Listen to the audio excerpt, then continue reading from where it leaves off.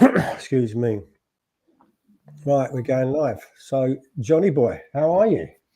Yeah, good. Very, very good. Yeah, it's all busy, flying around, getting a few Mondays, miles in. 7 o'clock. Ah, Yeah, Monday evening. It's like a different format, isn't it? it is, Like, mate. It is. it's like the dark outside, but obviously that'll soon change as the year goes on.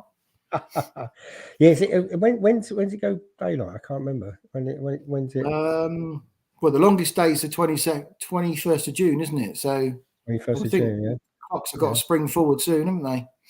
yeah. Let me make sure. I'm Or just done. on. Yeah. Well, it's mad, right? It's already March. It's the I March the know. 4th already. Where's that time gone since Christmas? It's mad. It just goes really quickly. So anyway, listen, this is Accountability Mondays. This is a Monday evening at 7 p.m. every Monday, where we make you accountable for your business, small business, if you're an entrepreneur or if you're a go-getter, and you want some inspiration and some motivation. So today I'm joined by John Cox, with my old mate John Cox. So welcome, John. And Exactly. today's episode is going to be about someone mentioned in the comments last week about how to be self-disciplined with your pipeline and getting your pipeline through. And I looked at that and thought, well, I don't want to make this just about property. I know there's a lot of property people that follow me, but this is about entrepreneurs generally and small business owners. So this is when you've got a situation where you've got lots of things that you've got to get through, do whatever, but you need that self-discipline, and you're relying on other people to get your business on track. So I'm going to be touching on that today. Listen, if you've got anything that you want us to talk about in the future, I would like to get your involvement in the comments section below. Just post your stuff and what you want us to talk about in the future, or just generally get involved in the conversation below. And as we go along, I'm sure Johnny can have a quick poke around and have a look on the feed there. So, how do you cope, John, with if you've got a pipeline issue, or you've got stuff that you've got to do and other people are involved and you can't get it sorted out? What do you do? What's it? Control the variables, and you can't control the uncontrollables, isn't it? Really, Yeah, I think you've yeah, just got yeah. to ignore. You can only impact on things that are in your control. Mm, Um, mm, so you've got to chivvy them along, haven't you? Sometimes it's like miscommunication, or I mean, a good thing that I've started to do, and it's always a thing, and you do get out of bad habits, but it's a good thing sometimes when you go through a spate of really, really busy weeks and you've got meeting after meeting, what is a really good practice is to basically pop an email as soon as you finish that meeting back to the person, summarizing all the key points. I mm, find that really, really handy, because it almost sort of sets out what you're going to do, what they're going to do, and perhaps some mm, time frames. And it's mm, really, really also good that, at some point in the future, when you pick that back up, you may not pick that back up for another 7-10 days. And then mm, you've just got a pre-seed version of what you discussed. So it could be like we're gonna meet up again in 10 days' time, or we're gonna have another Zoom session in 10 days' time. mm, And first thing that meeting's coming up, so you can pick up that old email and say, well, I've done this and this and this. I've still got to do that. They've not come back with this and this. So you can just chase them 3 days in advance of that meeting. So it really boils it down to making it efficient. So mm, that's a good practice I've used in the past. mm. And something, once you get into the habit, you just do it. And I think it's really powerful to, Mm. and you can Yeah, also no, end the totally. meeting. You can say Mm, to someone, right, at the end of this meeting, I'm just going to summarize what we've discussed here. Going to, give the points that you said you're going to do. I'm going to do these, and I'll drop you an email. And if anything's unclear, come back to me. mm. So Yeah, yeah, I've that's used that. I found it really, really effective. yeah, that's a good one. That's a good one. And I think it's having that self-discipline to make sure you follow it up as well, and do it as soon as you've come out that meeting. Because I do that on if I'm seeing a property and I really want to make an offer on it, I'll sit in the car and do the email in the car, from because modern technology allows you to do that, and whether it's on your phone or your computer, and literally get the email straight over, get the solicitor to confirm, do it immediately. Don't wait, don't leave it and put it on your to-do list. But this reminds me of when I was an estate agent many years ago, and when we was young lads, we first got involved in it. A lot of the managers and the area managers would really put the screws on us to get our pipeline through from a pipeline to cash in the bank, and it reminds me back when I used to run offices, and what I used to do if I had a pipeline. And I do the same thing today, but I utilize the agency because I had a very interesting, because it was very different trying to get sales through when you're an agent and you are deals through as a dealer or an investor, but they're the same principles involved. And what I found, if I had a situation where I was trying to get something through from just an agreed sale to an exchange and completion, was to ask myself some valuable questions as and when, because most of the time I can control the controllables, as you say. You control the ones you can, but you can't control the uncontrollables, but you can influence them. And that's the idea of understanding who's involved. So if you've got a sale, you might have two solicitors, you might have a surveyor, you might have a builder society or bank, you might have all different people involved, surveyors. And then it's understanding that, accepting in a way that you're not going to be the number one person on their list, because we all want our stuff done now. So we pick the phone up and say, come on, I want this done. And they've got 50, 100 other clients, may even 1,000 clients, and you're in the queue and you're trying to queue jump. So once you accept that you aren't the most important person in their world, once you get that concept, then you think, okay, and that's my next question, is how can I make myself the most important person in their world? And what do they want? So I would literally ring a solicitor up and say, okay, so what are you waiting for? And they'll go, we're waiting for replies to inquiries. No. So what do you need? I need this, this, and this. Then I would because I can control this myself, is ring up certain people to say, can you get this back? Can you do this? Can you do this? And start orchestrating it. Because one, you've got to have the self-discipline to say, right, I've got to get this through. But half the time, if you've got a lack of self-discipline in your business at the moment because you can't push your pipeline, it's usually because you're going to get resistance from different types of people, like the solicitors and the surveyors and the builder societies.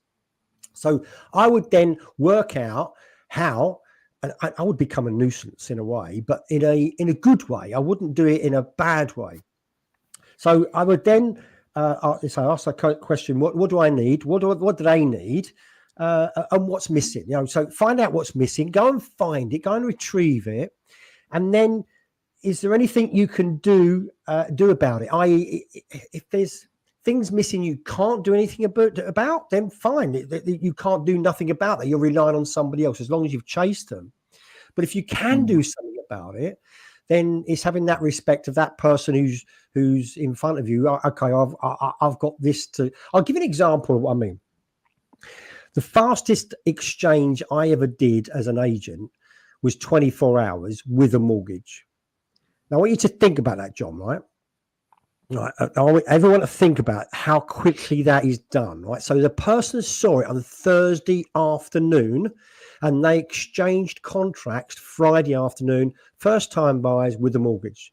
They were wet behind the ears. They were green. They didn't know what they were doing. They saw this property. I showed them it. They loved it. And I knew that the vendor had more than one buyer on it. And these are the days when you used to run contract races and stuff like that. So how the hell could I get that done? And someone even said to me recently, you couldn't do it today. I disagree. I'd probably find a way to get it done, right? So all I did was, okay, what do I need? I need the money. Someone needs the mortgage, the money. They need a contract. And with that contract, they need a search and answers to inquiries and stuff like that. So I knew the vendor had purchased it recently because he would refurbished it. It was a developer. So I knew the paperwork was reasonably up to date, because otherwise he wouldn't have been correct if he bought it recently. So I know it would have been correct paperwork. I knew it was vacant, so we could do certain things subject to. So I could get subject to search if we needed to, and subject to most things, because we've got a vacant property and a first-time buyer. There's very little chain involved. So I said to these people, how much do you want it? Do you trust me? Yes. Right. This is what you need to do. Dragged them in to see my mortgage consultant, and I said to her, I need someone you can get this mortgage through straight away. She went, yeah, we could do it with the Leeds. This shows how long ago it was. Leeds Permanent Builder Society. What do they need? Well, I can get the survey done within 24 hours. They could probably do the survey this afternoon. I can get it, and it shows again how old it was. They used a fax machine, right? So they faxed over. I mean, today we email shit. We communication is so instant today. We had to go to the fax machine, put it in the fax, write it. It was a pain, right? So we got the surveyor's instructions faxed over to the surveyor to say, right, this is the property you need to get done. The application got literally walked down to the Builder Society's office, and we got them to agree that they would do a letter of intent to say, yes, we intend to lend on this property because we've seen the survey, we've seen all the paperwork, we just got to wait for the mortgage to come out. And that was enough for my client, who is the developer, to accept a conditional exchange on the back end of that. So I hadn't even mentioned to the solicitor who's going to act for the purchaser what was going on, because I needed to know I had the mortgage first. I needed to know that I had that everything was in play before I got the contract from the vendor solicitors. So once the survey had been done, we knew that the letter of intent was going to come out the following day. So I rung then the vendor solicitor saying, can I pick a contract up? I'll drive to your office, pick it up by hand. Again, before emails, because that would have been a nightmare to fax through. And I would then take it down to the guy, Jamie Coomber, who was acting on behalf of the purchaser, who he didn't even know at that time was going to happen. I got the letter of intent faxed to his office. And then I got the purchaser to meet me on Friday lunchtime in Jamie's office with with their banker's draft, bowled into Jamie's office at 12 o'clock, said, you've got clients in the office there. Here's the contract. There's your fax to say the money's arriving. He said, I haven't got any deposit. I said, your buyers are sitting in your office with a banker's draft. He went, I haven't even looked at the contract. I said, it's a straightforward Warner lease. What do you need to know? He's gone, but I've got other things to do. I said, and they're prepared to pay you. And this is the key. I made it worth his while. So I said to the buyer, would you pay more money to get this done? So they paid an extra £200 to the solicitor so he could drop everything and do it there and then. And we exchanged by 2 o'clock. But it's understanding, and the reason why I'm telling this story is understanding that there's a process, that everything goes as a process. If you know what to get and you go and get it as much as you can, then you've done your part. And then if you're going to deal with someone and you want them to do something for you, give them something in return. My stepson, Jason, was trying to set up a business. Oh, he had not set up a business. He had a business, a DJing business, and he wanted to get into a venue. And he used to ring the venue up to see if he could muscle in somehow. And they wouldn't even return his call, John. They wouldn't even, they just weren't interested, right? So he said, I don't know what to do. I said, well, don't go in with wanting something. Go in with giving something. And this is what I did with Jamie. I get an extra 200 quid for him to drop everything to get it done. So he said, what do you mean? I said, well, venues, they're looking for what? What do they need? They need clients, who are going to come to, a couple who have their wedding done there. So why don't you ring him up and say, look, I want to, if you'd help me, I want to have a chat about, offering your venue within our network. And I said, I guarantee he'll take your call then. And then while you're there, you can have a conversation about who does your DJing, who is your DJ. And then if he thinks he's going to get reciprocal business, he may give you that opportunity to DJ in that venue. And it's understanding that if you want something from someone, you've got to make it worth their while or get to the front of the queue somehow. No one likes a pain in the arse, do they?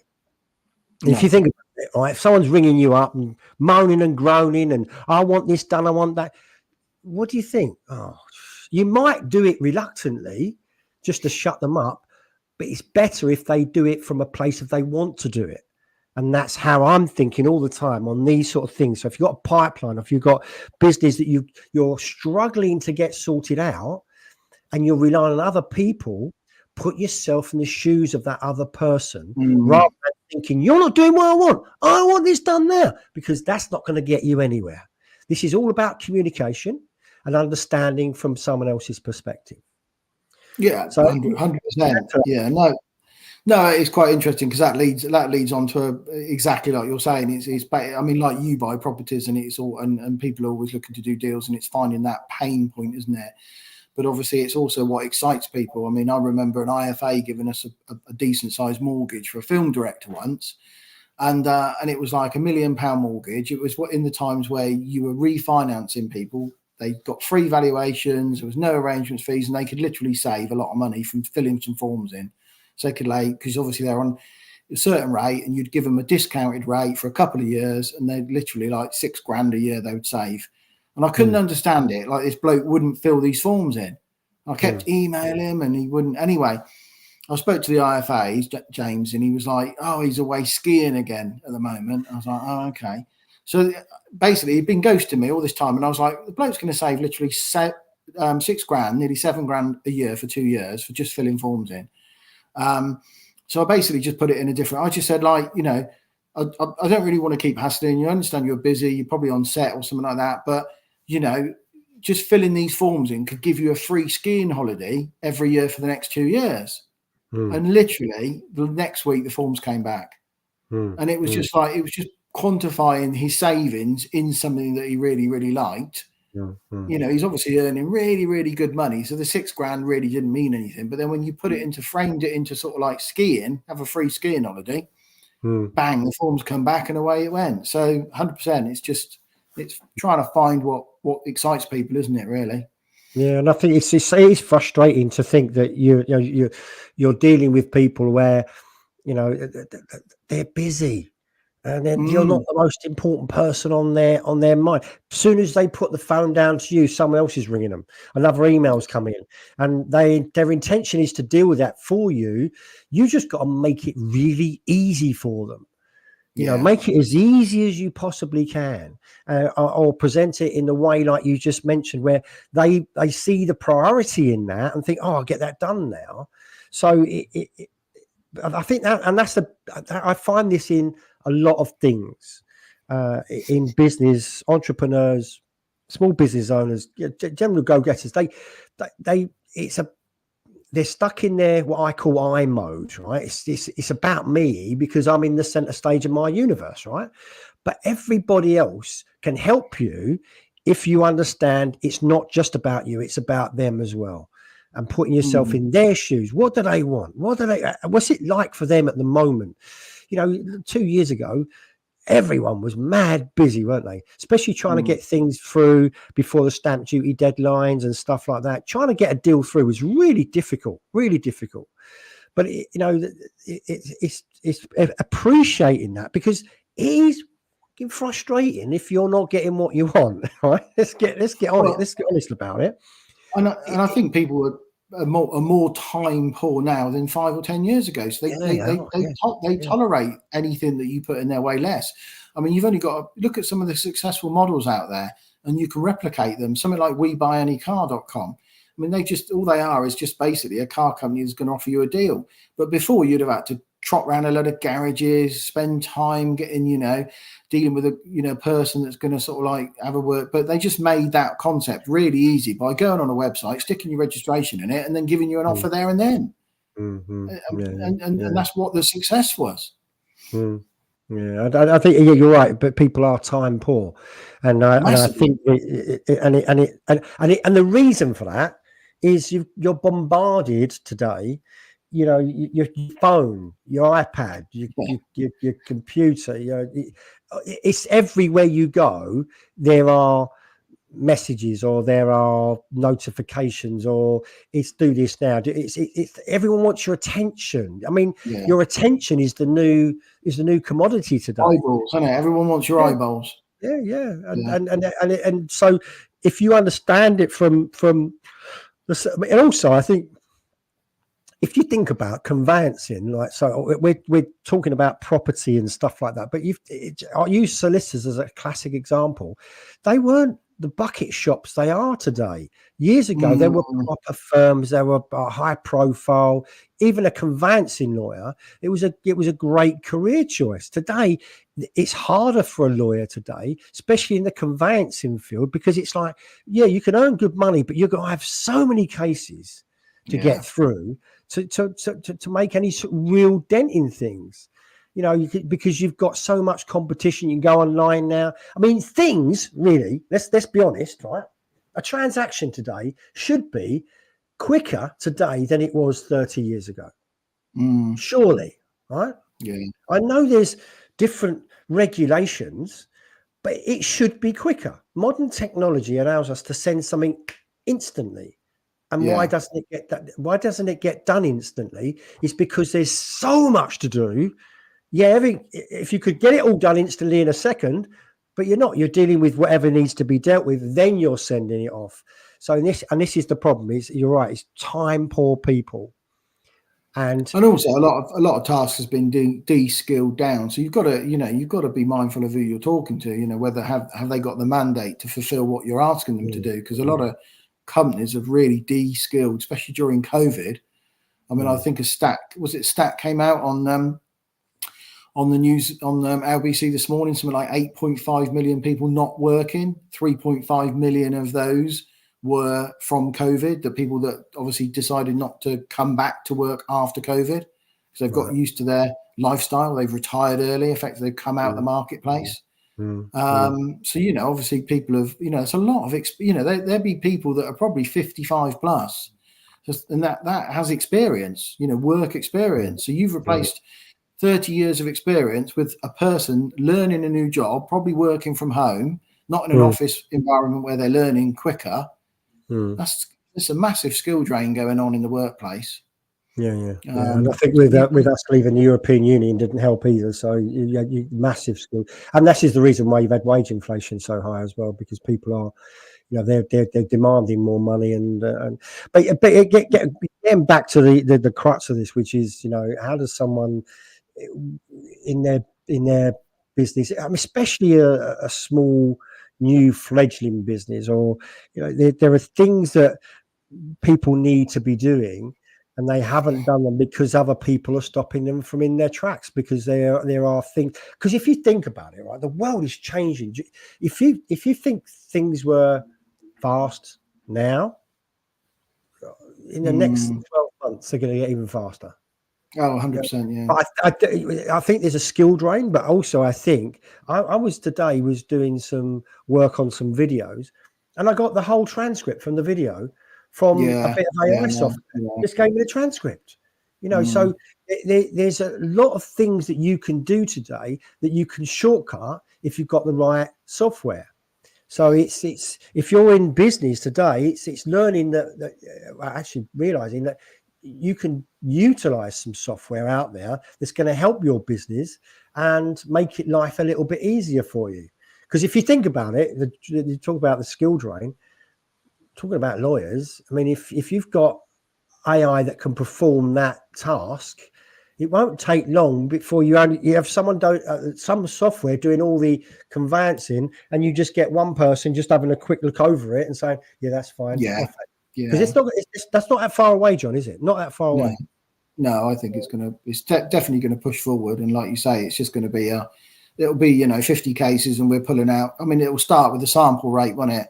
So they'll sample, those 50 cases will get sampled at like 25% initially, then it'll go down to 10. And then after that, it'll just be and then that'll have an impact on the workforce. But yeah, it will do. Yeah. So I think there's a lot of things that we can leverage to help us in our business and get things through, and he's seeing them things as well. And so I think it's also coming from different angles. I mean, you're very, very good at, like, what's it, the paradigm model, like shifting perspective. So, again, it's like the new generation of people are WhatsApping people, they're emailing people, they're not picking up the phone. So, just by picking up the phone, talking to, obviously come back to property, but it can be any sort of business. But if you're picking up the phone, talking to your clients, that's just unusual, isn't it? It's like, other businesses might not be doing that as much as they should. So it just means you're going to stand out by just having those conversation points with people. Yeah, that's it. So anyway, so that's sort of touching on that. I don't know if there's anything else you want to add to this, John. I'm just looking at some of my notes really, and I think we've covered most of them. And I think it's understanding that, respecting that you're not the only one involved if there's other people involved, and seeing it from their perspective. It's asking yourself some smart questions. Trying to get together all the information that you need. What's missing, find it, go and get it. If you need to run around, and then don't forget, you can't control the uncontrollables. I banged on that on one of my life lessons recently. People drive themselves mad trying to get things done when you're relying on other people and you can't control the other person. But try and find a way in the back door if you have to. Find some leverage with that person in a good way, not a bad way, and try and get them on your side, because I think it's important. So it's all about, because what we keep forgetting, I think a lot of people forget, it's all about psychology, really. Even your own issues are all down to psychology. Yeah, no, definitely. March has got 31 days. You've got 744 hours left, and make them count, I think.